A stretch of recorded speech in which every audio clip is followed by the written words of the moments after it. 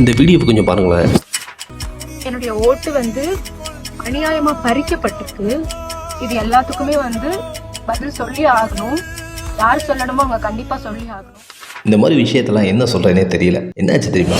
நேற்று எலெக்ஷன் நடந்தது அப்படின்றது நம்ம எல்லாத்துக்குமே தெரியும். அது ஒரு வித்தியாசமான எலெக்ஷனுங்க. ஏன் அப்படின்னா அதோட போட்டி தந்தன பயங்கரமான போட்டியோடு நடந்த ஒரு எலெக்ஷன். பயங்கர சப்போர்ட்டர்ஸ் நிறைய இடத்துல வந்துகிட்டு இருந்தாங்க அப்படின்றத நம்ம மறக்க முடியாது. அது முக்கியமான குரூப் யாருன்னா டிவிகே சப்போர்ட்டர்ஸ். இந்த பொண்ணும் அதில் ஒருத்தர் தான். சும்மா சொல்லக்கூடாது, ரொம்ப கஷ்டப்பட்டு தான் வந்திருக்காங்க அந்த இடத்துக்கு. கிட்டத்தட்ட மலேசியாவிலேருந்து ட்ராவல் பண்ணி வந்திருக்காங்க. எதுக்கு? ஓட்டு போடுறதுக்கு. இது ஒரு பெரிய விஷயம் தான். அவ்வளோ பண்ணியும் லாஸ்ட்டு ஓட்டு போட முடியாமல் போச்சு. ஏன் தெரியுமா? அந்த பொண்ணையும் சொல்லுது பாருங்க.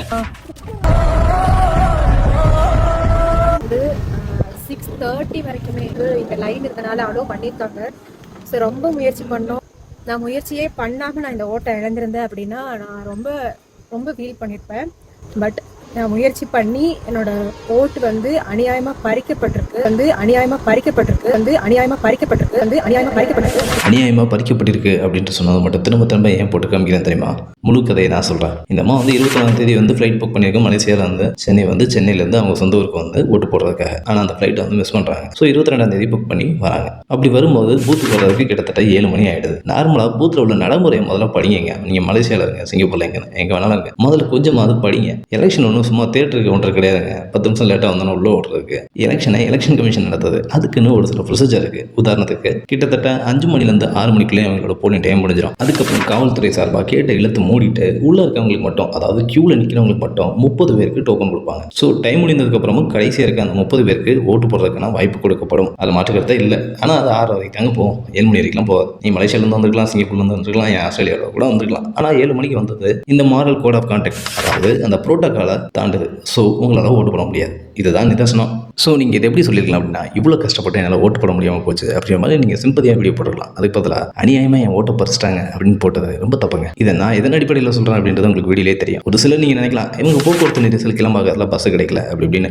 அது ஒரு சில குறைகள் இருக்க தான் செஞ்சாலும் அதுக்கேற்ற மாதிரி நம்மளோட டிராவலை முன்கூட்டியே பிளான் பண்ணியிருக்க வேண்டியது நம்மளோட கடமை. இந்த தேர்தல் எலெக்ஷன் எல்லாமே நம்ம ஈஸியாக வாங்கலாம், ரொம்ப கஷ்டப்பட்டு தாங்க வாங்கணும். ஸோ எலெக்ஷனுக்கு ஓட்டு போடுறதும் கொஞ்சம் கஷ்டப்படுவாங்க. உங்களுக்கு ஒரு கேள்வி, இந்த அம்மா ஏன் அநியாயமாக என் ஓட்டை பறிச்சிட்டாங்க அப்படின்னு சொன்னாங்க தெரியுமா? அதுக்கு ஒரு காரணம் இருக்குது, ரீச். உண்மைதான், உங்களை வச்சு நல்லா பாப்புலர் ஆகிறாங்க விஜய் ரசிகர்களே. உங்களுக்கு அது தெரியுமான்னு தெரியல, நான் காட்டுறேன் பாருங்க. இந்த அம்மா நார்மலாக ஒரு மாடல். இவங்களோட வீடியோஸ்ல இந்த விஜய் பற்றி, அதாவது டிவிகே பற்றி பேசுறதுக்கு முன்னால் வரைக்கும் எல்லா வீடியோஸும் நீங்கள் சர்ச் பண்ணி பார்த்தீங்க அப்படின்னா, நான் பார்த்த வரைக்கும் ஒரே ஒரு வீடியோ 2 லட்சத்துக்கு மேலேயும், அப்புறம் இன்னொரு வீடியோ 50,000க்கு மேலேயும் ஹையஸ்ட்டாக போயிருக்கே தவிர மிச்சம் எல்லாமே 10, 3000, 2000 அப்படி தான் போயிட்டு இருந்திருக்கு. ஆனால் இவங்க ரொம்ப ஃபீல் பண்ணி விஜய்க்காக போடும்போது மில்லியனில் போதுங்க வியூஸ். உதாரணத்துக்கு இந்த வீடியோ பாருங்க. ஓட்டு அநியாயமாக பறிக்கப்பட்டிருக்கு. இந்த வீடியோவில் அந்த அம்மா லாஸ்ட்டாக முடிக்கும் போது அநியாயமாக என் ஓட்டை பறிச்சிட்டாங்க அப்படின்னு முடிச்சாங்க. அந்த அநியாயமாக ஓட்டை பறிச்சிட்டாங்க அப்படின்னு சொன்னது அந்த அம்மாவுக்கு ஒரு ஹூக் பாயிண்ட் ஆகிப்போச்சு. ஹூக் பாயிண்ட்னா என்ன அப்படின்னா, ஆடியன்ஸை அதிகமாக ரிட்டென்ஷன் பண்ணுற ஒரு பாயிண்ட். ஸோ அதை தன்னோட அடுத்த வீடியோலையும் அதை கண்டினியூ பண்ணுறாங்க. இதையும் பாருங்களேன்.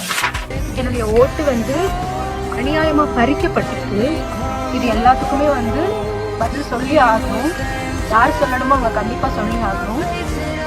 ஸோ மக்களே, நல்லா தெரிஞ்சுக்கங்க, நீங்கள் ஒரு விஜய் ஃபேனாக இருந்தால், விஜய் நல்லவராகவே இருந்தாலும் நிறைய பேர் விஜயை பற்றி அதிகமாக பேசுகிறதுக்கு காரணம் ரீச் அப்படின்ற ஒரு டார்க் சீக்ரெட்டும் இருக்குது அப்படின்றத நீங்கள் மறந்துடாதீங்க. எனக்கு அது தேவையில்லை, என் மனசில் போட்டு தான் நான் பேசுகிறேன். அதனால தான் நான் முகமூடி போட்டு பேசுகிறேன். எனக்கு சொல்லணும்னு தோணுச்சு, சொன்னேன். இந்த இடத்துல ஒருத்தரோட ஞாபகம் வந்தது பாருங்கள். அஜித் வாழ்க, விஜய் வாழ்க,